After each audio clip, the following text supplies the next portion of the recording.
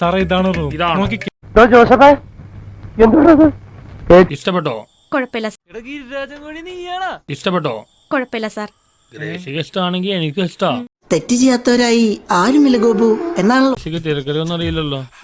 ഇത്രയും കാലമായിട്ട് ഈ നീർക്കോലിക്ക് ഒരു ഇമ്പ്രൂവ്മെന്റ്സ് ഉണ്ടായില്ല. ഇന്ന് രാത്രി എന്റെ കൂടെ അല്ലേ, തിരക്കഥ തരാൻ പഠിപ്പിച്ചു തരാം. എന്ത് കഷ്ടമാണ്. ഇത് ആരാണ്? ഇത് ഏത് കോപ്പണായിരിക്കും? പുള്ളിയുടെ പെർഫോമൻസിന് നാഷണൽ അവാർഡ് കൊടുത്തില്ലെങ്കിൽ ആ പരിപാടി നിർത്തിക്കോട്ടെ. സാർ ബെഡ്ഷീറ്റും തോർത്തും കിട്ടിയില്ല. ഇതിനൊരു പരിഹാരമില്ലേ ജോത്സ്യൻ? ഒരു പരിഹാരമില്ല. എന്ത് ചെയ്താലും അവൻ ഒഴിഞ്ഞു പോവില്ല. ഇതുപാടേ ഇയാളെന്ത് പെണ്ണുങ്ങളെ കണ്ടിട്ടില്ല ഇതുവരെ. ഇങ്ങനൊരു അറാം മിടുക്കൻ ചെക്കനെ ഞാൻ ഇന്ന് വരെ കണ്ടിട്ടില്ല. സാർ സാറിനോട് കുറച്ച് സംസാരിക്കാൻ കാര്യം. നീ എന്താ തുറച്ചു നോക്കുന്നത്? ഞാൻ ഇവിടെ സംസാരിക്കുന്നു നീ കേൾക്കുന്നില്ലേ? അതിന് നീ സംസാരിക്കുമ്പോ ഞാൻ തുണി കഴിച്ചിട്ട് തുള്ളണോ? വർഷങ്ങൾക്ക് മുമ്പേ ഈ ലോഡ്ജിന്റെ മുതലാളിയായ വില്യൻ സാഹിബിനുണ്ടല്ലോ, കാര്യം അറിയാതെ കണകുണ വർത്താനം പറയുന്നോട്ടോ. ഇപ്പൊ ഞാൻ പറയണേനാണ് ഈ കള്ളപ്പോർക്കിന് കുഴപ്പം. ഞാൻ ഉദ്ദേശിച്ചത് വേറെ, ഈ പുല്ലന്മാർ ഉദ്ദേശിച്ചത് വേറെ. ഞാൻ എന്ത് പുല്ല ഉദ്ദേശിച്ചേ? ഇവിടുത്തെ വേലക്കാരി മറിയച്ചേട്ടത്തിൽ തലക്കടിച്ചു കൊന്ന മുറിയാണോ? ആ മുറിയില സാറു ആ പെണ്ണുമായിട്ട് താമസിക്കാൻ വന്നിരിക്കുന്നത്.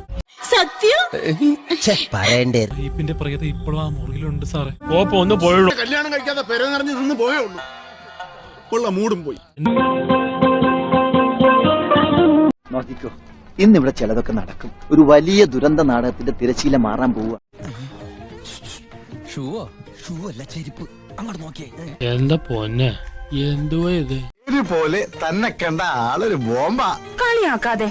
ബോംബൊന്നുമല്ല, അത്രയ്ക്കൊന്നുമില്ല. ഇത് ഗ്രേസി, നീ ഇത്ര പെട്ടെന്ന് വളയോ നീ വിചാരിച്ചില്ല. എന്റെ കർത്താവേ, ഇവനെയൊക്കെ വെച്ച് നോക്കുമ്പോ ഞാൻ എന്ത് മര്യാദക്കാരനാ. ஏதாவது ஃபீல் ஆச்சா? எப்படி இருந்துச்சு? കുറുക്കുറുവന് ഈ പെണ്ണായ മകൾക്ക് വേറെ പണിയില്ലേ? ഓരോ ദുരന്തം കഴിയുമ്പോഴും വിചാരിക്കും ഇതോടുകൂടി തീരുന്നു.